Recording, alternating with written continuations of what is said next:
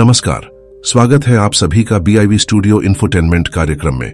मैं हूं आप सभी का दोस्त आनंद, जहां हर ध्वनि में छुपा है संस्कृति का स्वर और हर लफ्ज में बसी है भारत की चेतना। यहां हर प्रस्तुति यहां होती है कुछ नई, कुछ खास, एकदम दमदार। यहां कहानियां सिर्फ सुनाई नहीं जाती, महसूस की जाती है। यहां कविता सिर्फ कागज पर नहीं गूंजती, बल्कि दिलों में धड़कती है। यहां हर विचार, हर रचना, हर अभिव्यक्ति बनती है एक नया प्रकाश। बालमन की कल्पनाएं हो या जीवन की सच्चाइयां, प्रेम की कोमलता हो या सत्य की कठोरता, इतिहास से वर्तमान तक का पूरा सफर कलम के सौदागरों के साथ। और जानेंगे देश दुनिया के उन खास लेखकों की रचना को जिन्होंने बदल दी मनोरंजन की दुनिया की तस्वीर। तो चलिए खोलते हैं मनोरंजन का पिटारा और सुनते हैं कुछ खास। तो आइए साहित्य और मनोरंजन की इस अद्भुत यात्रा में हमारे साथ चलिए, सिर्फ और सिर्फ BIV studio infotainment YouTube channel पर। तो आज हम लाए हैं आपके लिए लेखक मुंशी प्रेमचंद द्वारा लिखित कहानी दो बहनें। तो सबसे पहले सुनेंगे कहानी का सारांश और फिर होगा कहानी का विस्तार। तो आइए सुनते हैं लेखक मुंशी प्रेमचंद द्वारा लिखित कहानी दो बहनें का सारांश। कहानी दो बहनें, लेखक मुंशी प्रेमचंद। प्रस्तुत है कहानी का सारांश दो बहनें। कहानी दो बहनों रूप कुमारी और राम दुलारी के जीवन के विरोधाभासों को दर्शाती है।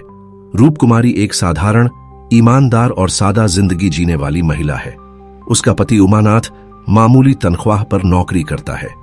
वे मुश्किलों और सीमित संसाधनों के बावजूद आत्मसम्मान और नैतिकता से अपना जीवन जीते हैं। एक दिन रूप कुमारी अपनी छोटी बहन राम दुलारी के यहां जाती है, जो एक आलीशान कोठी में रहती है, कार से चलती है, और उसका पति गुरु सेवक बहुत सफल और रौबदार लगता है। यह सब देखकर रूप कुमारी के मन में जलन, असंतोष और हीनता का भाव उत्पन्न होता है। वह अपने पति को ताना देने लगती है कि उन्होंने उसे कुछ नहीं दिया। लेकिन कहानी तब मोड़ लेती है जब गुरु सेवक की असलियत सामने आती है। वह शराब के नशे में रूप कुमारी को बता देता है कि उसकी सारी दौलत अवैध कारोबार, कोकीन और खुफिया तस्करी से आती है।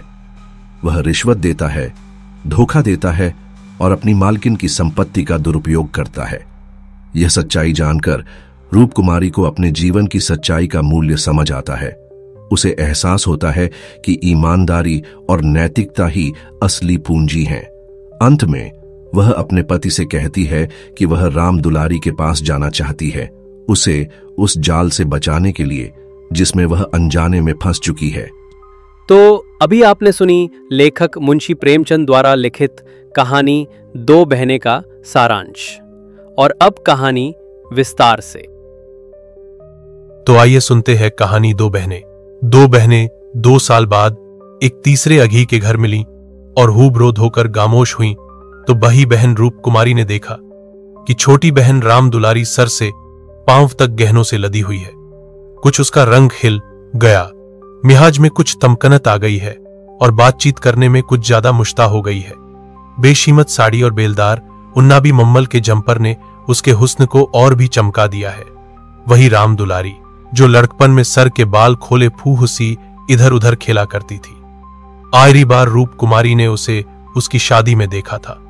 2 साल कबल तक भी उसकी शक्ल व सूरत में कुछ ज्यादा तैयार न हुआ था।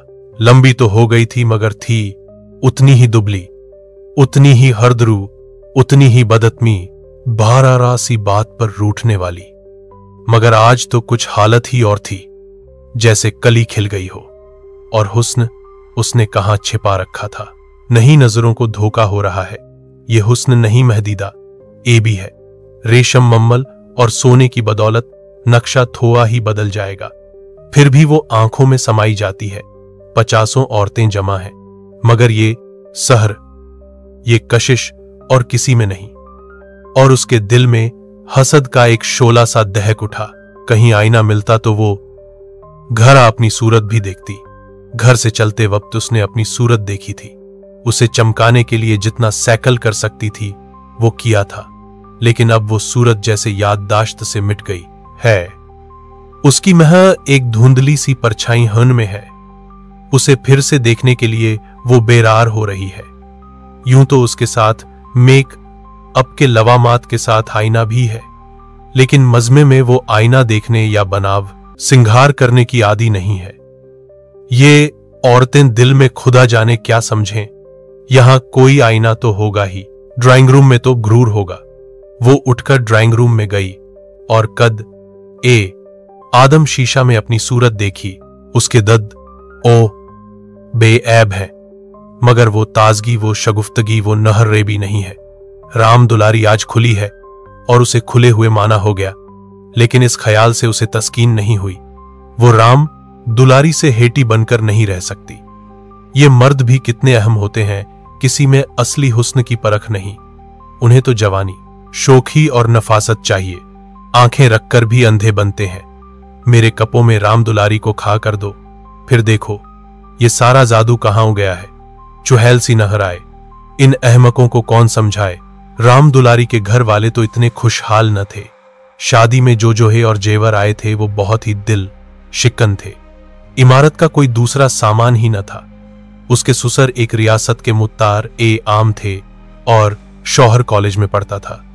इस 2 साल में कैसे हुन बरस गया, कौन जाने जेवर किसी से मांग कर लाई हो, कपड़े भी 2-4 दिन के लिए मांग लिए हों। उसे ये स्वांग मुबारक रहे। मैं जैसी हूं वैसी ही अच्छी हूं। अपनी हैसियत को बढ़ाकर दिखाने का मर कितना बढ़ता जाता है। घर में रोटियों का ठिकाना नहीं है, लेकिन इस तरह बन ठन कर निकलेंगी गोया कहीं की राजकुमारी हैं। बिसातियों के, दरियों के और बाभा के तखाजे सहेंगी, शौहर की घूकियां खाएंगी, रोएंगी, रूठेंगी, मगर नुमाइश के जुनून को नहीं रोक सकी। घर वाले भी सोचते होंगे कितनी छिछोरी तबीयत है इसकी, मगर यहां तो हयाई पर कमर बांध ली। कोई कितना ही हंसे, हया की बला दूर। बस यही धुन सवार है कि जिधर से निकल जाए उधर उसकी ऊब तारीफें की जाएं। राम दुलारी ने रूर किसी से जेवर और कप्पे मांग लिए हैं। बेशर्म जो है, उसके चेहरे पर घरूर की सुर्खी झलक पाई। ना सही उसके पास जेवर और कप्पे किसी के सामने शर्मिंदा तो नहीं होना पड़ता। 1-1 लाख के तो उसके 2 लक्के हैं। भगवान उन्हें इंदा सलामत रखे। वो इसी में खुश है। खुद अच्छा पहन लेने और अच्छा खा लेने ही से तो जिंदगी का मकसद पूरा नहीं हो जाता। उसके घर वाले गरीब हैं, पर ईद तो है, किसी का गला तो नहीं दबाते, किसी की बद दुआ तो नहीं लेते। इस तरह अपना दिल मजबूत करके वो फिर बरामदे में आई तो राम दुलारी ने जैसे रहम की आंखों से देखकर कहा, जीजा जी की कुछ तरक्कर की वरकर की हुई कि नहीं बहन, या अभी तक वही 75 पर लम घिस रहे हैं। रूप कुमारी के बदन में आग सी लग गई। ओहो रे दिमार, गोया उसका शौहर लाट ही तो है। अक्कर बोली, तरकरकी क्यों नहीं हुई, अब 100 के ग्रेड में है। आजकल ये भी नीमत है। मैं तो अच्छे MA पासों को देखती हूं कि कोई टक्के को नहीं पूछता। तेरा शौहर अब BA में होगा। उन्होंने तो पढ़ना छोड़ दिया है। बहन, पढ़कर औथ-राब करना था, और क्या एक कंपनी के एजेंट हो गए हैं। अब 250 रुपया माहवार कमाते हैं, कमीशन ऊपर से। 500 रुपया रोज सर अर्ज के भी मिलते हैं। ये समझ लो 500 का औसत पड़ जाता है। 150 रुपया माहवार तो उनका गाती गर्ज है। बहन ऊंचे ओहदे पर हैं तो अच्छी हैसियत भी बनाए रखनी लाहिम है। 350 रुपया बेदा घर दे देते हैं, उसमें 100 रुपये मुझे मिलते हैं। 250 में घर का खर्च खड़ुशैली से चल जाता है। MA पास करके क्या करते। रूप कुमारी उसे शेख चिल्ली की दास्तान से ज्यादा वक्त नहीं देना चाहती थी, मगर राम दुलारी के लहजे में इतनी सदात है कि तहतुश शूर में उससे मुतासिर हो रही है, और उसके चेहरे पर शिकस्त की बदमगी साथ झलक रही है। मगर उसे अपने होशो हवास को कायम रखना है, तो इस असर को दिल से मिटा देना पड़ेगा। उसे जिरहों से अपने दिल को यकीन करा देना पड़ेगा कि इसमें 1/4 से ज्यादा हईत नहीं है। वहां तक वो बर्दाश्त करेगी, इससे ज्यादा कैसे बर्दाश्त कर सकती है। इसके साथ ही उसके दिल में धड़कन भी है कि अगर ये रुदाद सच निकली तो वो कैसे राम दुलारी को मुंह दिखा सकेगी। उसे अंदेशा है कि कहीं उसकी आंखों से आंसू निकल पड़े, कहां 75 और कहां 500। इतनी रकम मीर का ऊन करके भी क्यों न मिले। फिर भी रूप कुमारी उसकी मुतहम्मिल नहीं हो सकती। मीर की कीमत ज्यादा से ज्यादा 100 रुपए हो सकती है, 500 किसी हालत में नहीं। उसने तमस्खजुर के अंदाज से पूछा, जब एजेंटी में इतनी तनख्वाह और भत्ते मिलते हैं तो कॉलेज बंद क्यों नहीं हो जाते? हजारों लड़के क्यों अपनी जिंदगी खराब करते हैं?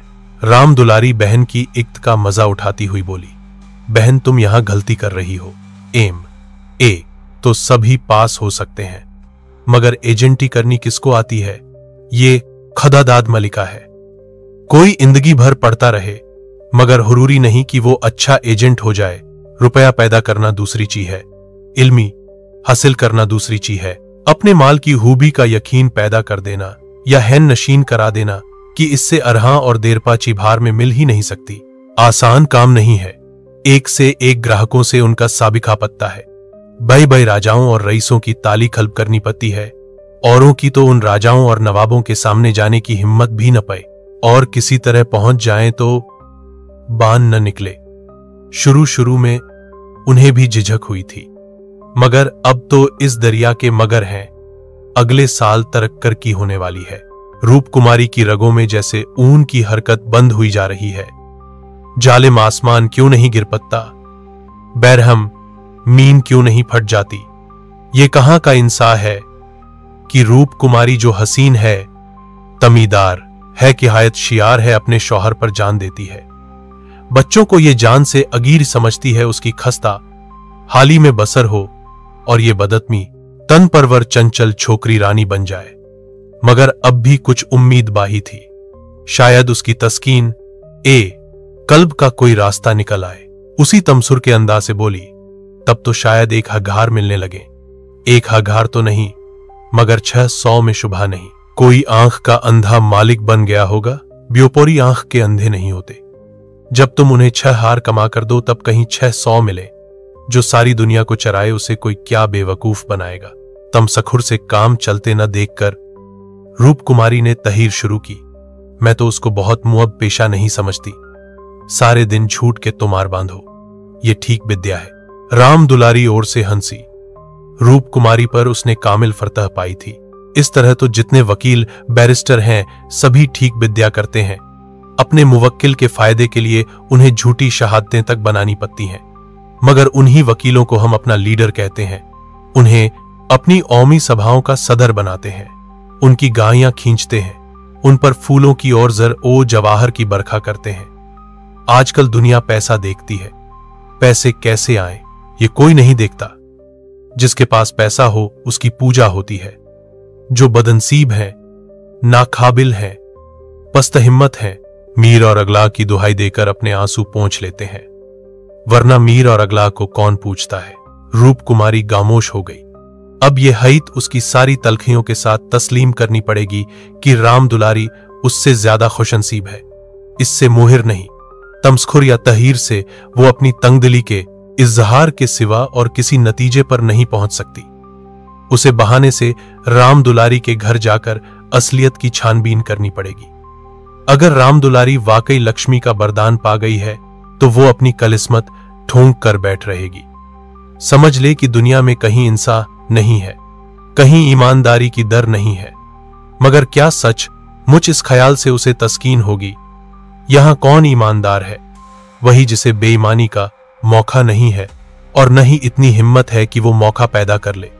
उसके शौहर 75 रुपए माहवार पाते हैं, मगर क्या 10-20 रुपए ऊपर से मिल जाएं तो वो खुश होके न लेंगे। उनकी ईमानदारी और उसूल परवरी उस वक्त तक है जब तक मौका नहीं मिलता। जिस दिन मौका मिला सारी उसूल परवरी धरी रह जाएगी, और तब तक रूप कुमारी में इतनी अल्लाई उव्वत है कि वो अपने शौहर को नाजाए आमदनी से रोक दे। रोकना तो दरकिनार, वो खुश होगी। शायद वो अपने शौहर की पीठ ठोंके। अभी उनके दफ्तर से वापसी के वक्त मन मारे बैठी रहती है, तब दरवाजे पर खड़ी होकर उनका इंतजार करेगी, और जूं ही वो घर में आएंगे उनकी जेबों की तलाशी लेगी। आंगन में गाना बजाना हो रहा था। राम दुलारी उमंग के साथ गा रही थी और रूप कुमारी वहीं बरामदे में उदास बैठी हुई थी।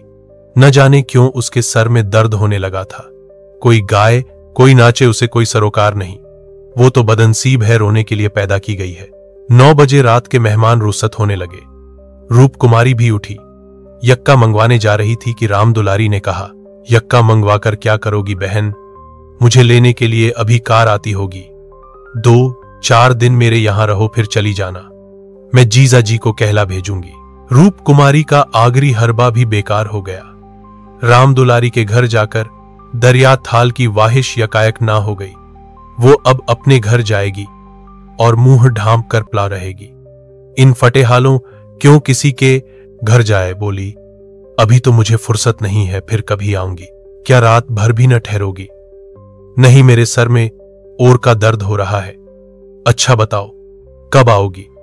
मैं सवारी भेज दूंगी, खुद कहला भेजूंगी। तुम्हें याद न रहेगी? साल भर हो गया, भूल कर भी न याद किया। मैं इसी इंतहार में थी कि दीदी बुलाएं तो चलूं। एक ही शहर में रहते हैं, फिर भी इतनी दूर कि साल भर गुजर जाए और मुलाकात न हो। घर की इकरों से फुर्सत ही नहीं मिलती। कई बार इरादा किया कि तुझे बुला भेजूं, मगर मौका ही न मिला। इतने में राम दुलारी के शौहर मिस्टर गुरु सेवक ने आकर बही साली को सलाम किया। बिल्कुल अंग्रेही वा थी, कलाई पर सोने की घड़ी, आंखों पर सुनहरी ऐनक, बिल्कुल अप टू डेट जैसे कोई ताहा दादर स्वयं हो।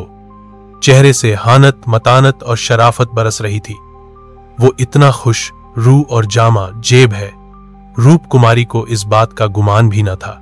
दुआ देकर बोली, आज यहां न आती तो तुमसे मुलाकात क्यों होती? गुरु सेवक हंसकर बोला, बजा फरमाती हैं, उल्टी शिकायत कभी आपने बुलाया और मैं न गया। मैं न जानती थी कि तुम अपने को मेहमान समझे हो, वो भी तुम्हारा ही घर है। अब मान गया भाभी साहिब बे, शक मेरी गलती है, इंशाअल्लाह उसकी तलाही करूंगा, मगर आज हमारे घर रहिए। नहीं, आज बिल्कुल फुर्सत नहीं है, फिर आऊंगी। ललके घर पर घबरा रहे होंगे।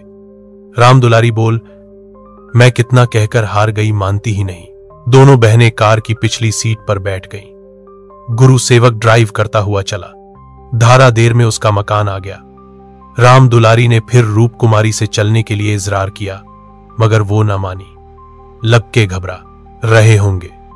आखिर राम दुलारी उसे गले मिलकर अंदर चली गई। गुरसेवक ने कार बहाई। रूप कुमारी ने उड़ती हुई निगाह से राम दुलारी का मकान देखा और ठोस हईत सलाख की तरह उसके जिगर में चुभ गई। कुछ दूर चलकर गुरुसेवक बोला, भाभी मैंने अपने लिए कैसा अच्छा रास्ता निकाल लिया।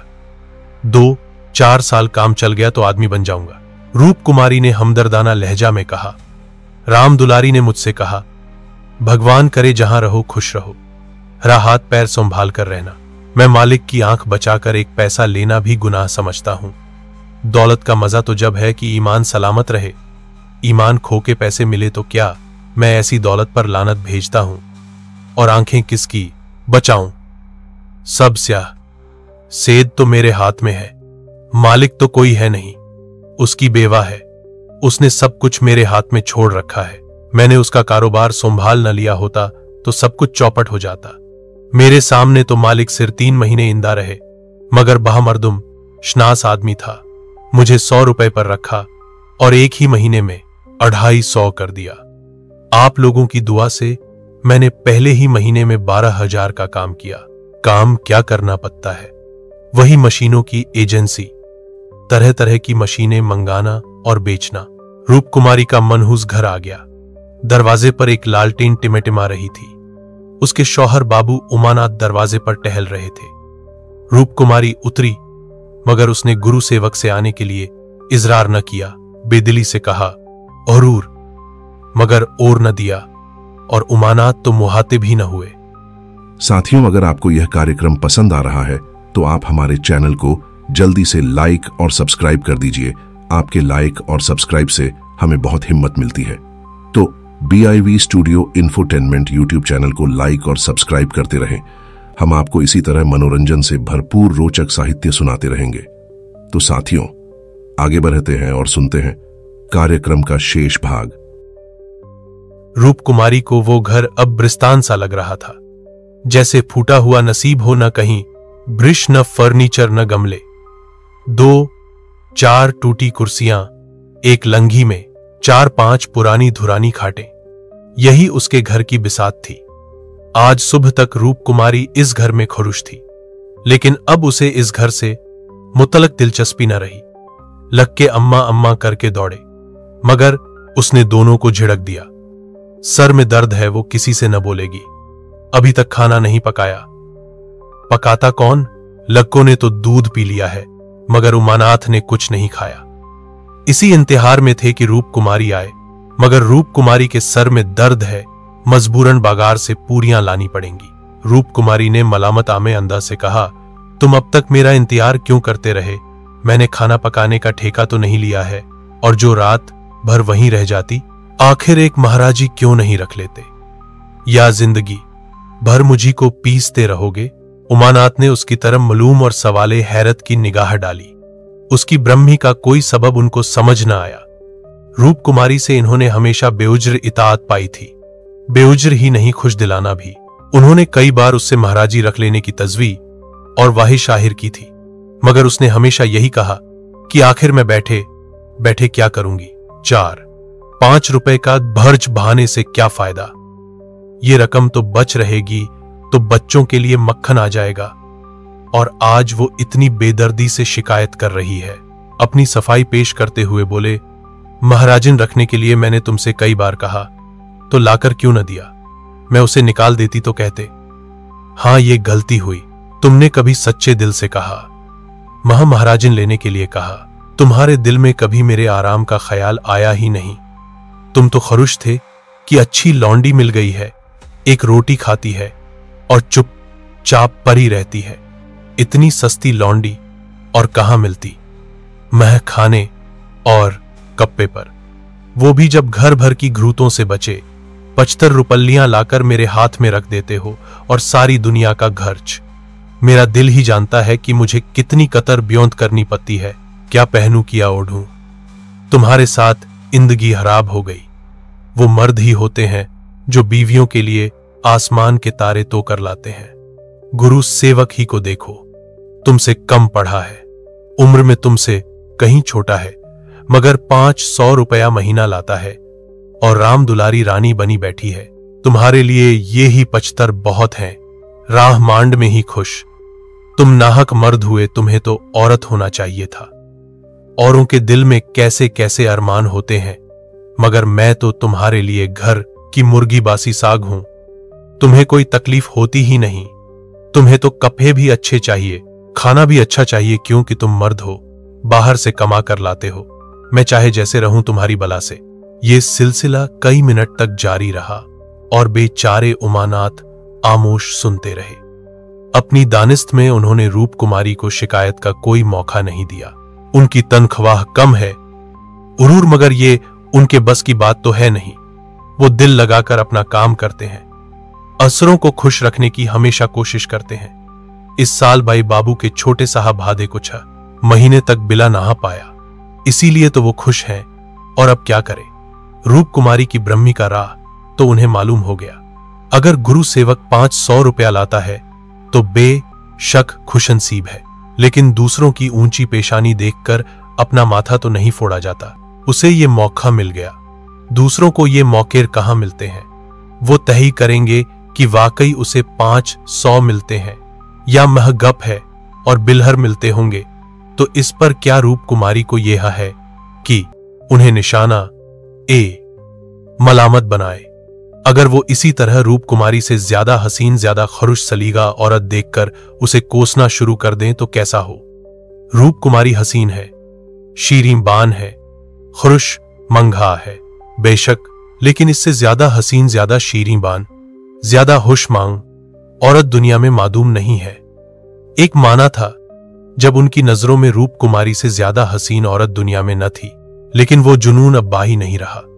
जज्बात की दुनिया से हईत की दुनिया में आए उन्हें एक मुद्दत गुजर गई। अब तो उन्हें इद्वाजी जिंदगी का ही तजुर्बा है। एक दूसरे के ऐब व हुनर मालूम हो गए हैं।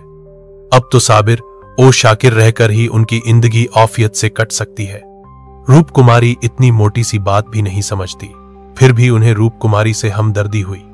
उसकी सख्त कलामियों का उन्होंने कुछ जवाब ना दिया, शरबत की तरह पी गए। अपनी बहन का ठाठ देखकर एक लम्हा के लिए रूप कुमारी के दिल में ऐसे दिल शिकन, मायूसकुन एर मुंसियाना यालात का पैदा होना बिल्कुल इत्री है। वो कोई फिलासिर नहीं, तारिकुद्दुनिया नहीं कि हर हाल में अपने तबई सुकून को कायम रखे। इस तरह अपने दिल को समझाकर उमानात दरियात हाल की मुहिम के लिए आमादा हो गए। 1 हफ्ता तक रूप कुमारी हैजान की हालत में रही। बात बात पर झोंझलाती, ललकों को डांटती, शौहर को कोसती, अपनी तकदीर को रोती।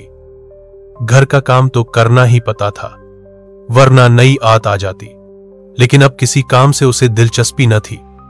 घर की जिन पुरानी धुरानी चीजों से उसे दिल्ली तल्लु हो गया था, जिनकी सफाई और सजावट में वो मुनहमिक रहा करती थी, उनकी तरह आंख उठाकर भी न देखती।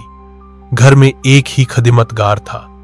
उसने जब देखा कि बहूजी खुद घर की तरह से लापरवाह हैं, तो उसे क्या हर थी कि सफाई करता। दोनों बच्चे भी मां से बोलते डरते थे और उमानात तो उसके साये से भी भागते थे। जो कुछ उनके सामने आ जाता हर मार कर लेते और दफ्तर चले जाते। दफ्तर से लौटकर दोनों बच्चों को साथ लेकर और कहीं घूमने निकल जाते। रूप कुमारी से कुछ बोलते रूह ना होती थी, वहां उनकी तफ्तीश जारी थी। एक दिन उमानात दफ्तर से लौटे तो उनके साथ गुरु सेवक भी थे।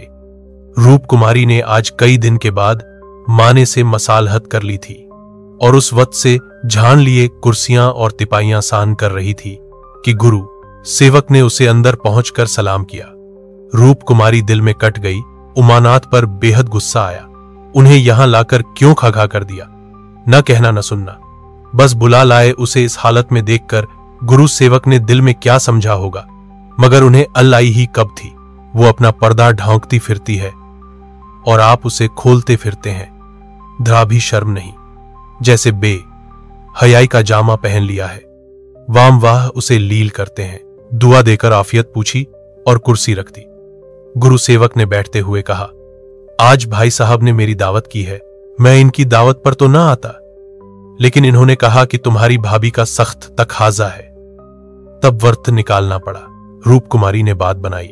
तुमसे उस दिन रवारवी में मुलाकात हुई, देखने को जी लगा हुआ था। गुरु सेवक ने दरो दीवार पर नजर डाली और कहा, इस पिंजरे में तो आप लोगों को बड़ी तकलीफ होती होगी। रूप कुमारी को अब मालूम हुआ कि ये कितना बदमाश है। दूसरों के जज्बात की उसे बिल्कुल परवाह नहीं। ये इतनी सी बात भी नहीं समझता है कि दुनिया में सभी तकदीर वाले नहीं होते लाखों में। कहीं एक ऐसा भगवान निकलता है। किसी दर तुर्श होकर बोली, पिंजरे में रहना कटघरे में रहने से अच्छा है। पिंजरे में मासूम चिहियां रहती हैं, कटघरे तो दरिंदों का मस्कन होता है। गुरु सेवक किनाया न समझ सका, बोला, मुझे तो इस घर में हब्स हो जाएगी। दम घुट जाए, मैं आपके लिए अपने घर के पास एक घर तय कर दूंगा, उबलंबा चौहा। आपसे कुछ किराया न लिया जाएगा। मकान हमारी मालकिन का है, मैं भी तो उसी के मकान में रहता हूं। सैकड़ों मकान है उसके पास, सैकड़ों, सब मेरे इख्तियार में है। जिसको जो मकान चाहूं दे दूं, मेरे इख्तियार में है, किराया लूं या न लूं। मैं आपके लिए अच्छा सा मकान ठीक कर दूंगा, जो सबसे अच्छा है। मैं आपका बहुत अदब करता हूं। रूप कुमारी समझ गई। हरत इस वक्त नशे में है, जब ही बहकी बहकी बातें कर रहे हैं। उनकी आंखें सिकुड़ गई हैं, रुखसार कुछ फूल गए थे। बान में हल्की सी लग्जिश थी, जो हर लम्हा नुमाया होती जाती थी। एक जवान, खूबसूरत, शरीफ चेहरा और बेहरत बन गया था, जिसे कुछ देखकर नफरत होती थी। उसने एक लम्हा बाद फिर बहकना शुरू किया। मैं आपका बहुत अदब करता हूं, आप मेरी बही भाभी हैं। आपके लिए मेरी जान हायर है। आपके लिए मकान का इंतजाम करना मेरे लिए कुछ मुश्किल नहीं। मैं मिसेस लोहिया का मुख्तार हूं। सब कुछ मेरे इख्तियार में है, सब कुछ। मैं जो कुछ कहता हूं वो आंखें बंद करके महूर कर लेती हैं। मुझे अपना बेटा समझती है। मैं उनकी सारी जायदाद का मालिक हूं। मिस्टर लोहिया ने मुझे 20 रुपये का नौकर रखा था। भा मालदार आदमी था, मगर यह किसी को मालूम न था कि उसकी दौलत कहां से आती थी। किसी को मालूम नहीं, मेरे सिवा कोई जानता नहीं। वो खुफिया ग्रोश है, किसी से कहना नहीं। वो खुफिया ग्रोश था, कोकीन बेचता था। लाखों की आमदनी थी उसकी। मैं भी अब वही काम करता हूं। हर शहर में हमारे एजेंट हैं। मिस्टर लोहिया ने मुझे इस नन में यकता कर दिया। जी हां, मजाल नहीं कि मुझे कोई गिरफ्तार कर ले। बहे बहे असरों से मेरा याराना है। उनके मुंह में नोटों के पुलिंदे ठूंस ठूंस कर उनकी आवाज बंद कर देता हूं। कोई चू नहीं कर सकता हिसाब में। लिखता हूं एक हार, देता हूं 500 बाई यारों का है। बेदरे रुपए आते हैं, बेदरे अर्ज करता हूं। बुढ़िया को तो राम नाम से मतलब है, साधु संतों की सेवा में लगी रहती है और बंदा चैन करता है जितना चाहूं खर्च करूं। कोई हाथ पकने वाला नहीं, कोई बोलने वाला नहीं। जेब से एक नोटों का बंडल निकालकर, यह आपके कदमों का सद्दा है, मुझे दुआ दीजिए। जो ईमान और उसूल के उपासक हैं, उन्हें दौलत लात मारती है। दौलत तो उन्हें पकती है जो उसके लिए अपना दीन, ईमान सब कुछ निसार करने को तैयार है। मुझे बुरा न कहिए, जितने दौलतमंद हैं सब लुटेरे हैं। मैं भी उन्हीं में एक हूं। कल मेरे पास रुपए हो जाएं और मैं एक धर्मशाला बनवा दूं, फिर देखिए मेरी कितनी वाह वाह होती है। कौन पूछता है मुझे ये दौलत कहां से मिली। एक वकील घंटा भर बहस करके एक हार सीधा कर लेता है। एक डॉक्टर रोरा सा नश्तर लगाकर 500 रुपया मार लेता है। अगर उनकी आमदनी जायज है तो मेरी आमदनी भी जायज है। जी हां, जायज है। जरूरतमंदों को लूटकर मालदार हो जाना हमारी सोसाइटी का पुराना दस्तूर है। मैं भी वही करता हूं जो दूसरे करते हैं। जिंदगी का मकसद है ऐश करना। मैं भी लूटूंगा, ऐश करूंगा और ऐरात करूंगा। एक दिन लीडर बन जाऊंगा। कहिए तो गिनवा दूं, यहां कितने लोग जुआ खेलकर करोड़पति हो गए, कितने औरतों का बागार लगाकर करोड़पति हो गए। उमानाथ ने आगे कहा, मिस्टर गुरु सेवक क्या कर रहे हो? चलो चाय पी लो, ठंडी हो रही है। गुरु सेवक उठा, पैर लड़खड़ाए और मीन पर गिर पड़ा। फिर संभल कर उठा और झूमता झामता ठोकरें खाता बाहर चला गया। रूप कुमारी ने आयादी का सांस लिया। यहां बैठे बैठे उसका दम घुट रहा था। कमरे की हवा जैसे कुछ भारी हो गई थी। जो तरीबें कई दिन से अच्छे अच्छे दिल आवेज रूप भरकर उसके सामने आ रही थी, आज उसे उनकी असली मकरूह घिनावनी सूरत नहराई। जिस सादगी, हुलूस और ईसार की इज्जिया में अब तक जिंदगी गुजर ही थी, उसमें हरामकारी और आबला रेबी का गुजर न था। इन दामों में वो दुनिया की सारी दौलत और सारे ऐश भी खरीदने को आमादा न हो सकती थी। अब वो राम दुलारी की तकदीर से अपनी तकदीर का बदला न करेगी। वो अपने हाल में खुश है। राम दुलारी पर उसे रहम आया, जो नुमूद व नुमाइश के लिए अपने मीर का ऊन कर रही है।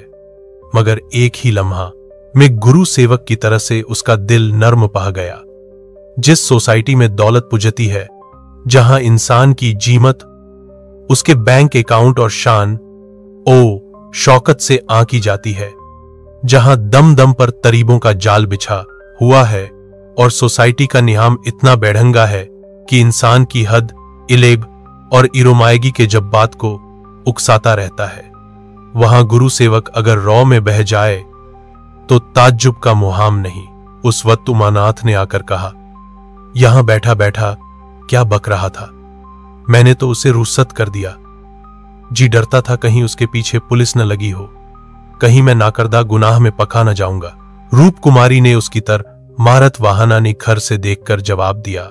वही अपनी खुल्फिया ब्रोशी का जिक्र कर रहा था। मुझे भी मिसे लोहिया से मिलने की दावत दे गया है, शायद कोई अच्छी जगह मिल जाए।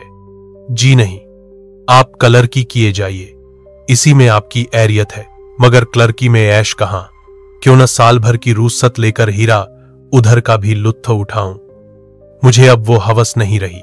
मैं तुमसे आकर ये इस्सा कहता तो तुम्हें यकीन ना आता। हां, यकीन तो ना आता।